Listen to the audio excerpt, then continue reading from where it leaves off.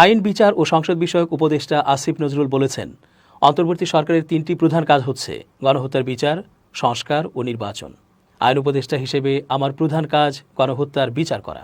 শনিবার রাজধানীর কৃষিবিদ ইনস্টিটিউট KIB এর ফোরাম ফর বাংলাদেশ স্টাডিজ এর আয়োজিত গুম খুন থেকে গণহত্যার বিচার চ্যালেঞ্জ শীর্ষক সংলাপে তিনি এসব মন্তব্য করেন। আসিফ নজরুল বলেন, আন্তর্জাতিক অপরাধ ট্রাইব্যুনালের বিচারক ছিল না, তদন্ত কর্মকর্তা ছিল না। 1 সপ্তাহের মধ্যে প্রসিকিউশন টিম করা হয়েছে। তড়িঘড়ি করে বিচারকে প্রশ্নের মুখে ফেলা যাবে না। বিচার নিয়ে কোনো গাফিলতি হবে না, নিশ্চিত করে বলতে চাই। বিচার প্রক্রিয়ায় কোনো দেরি হচ্ছে না।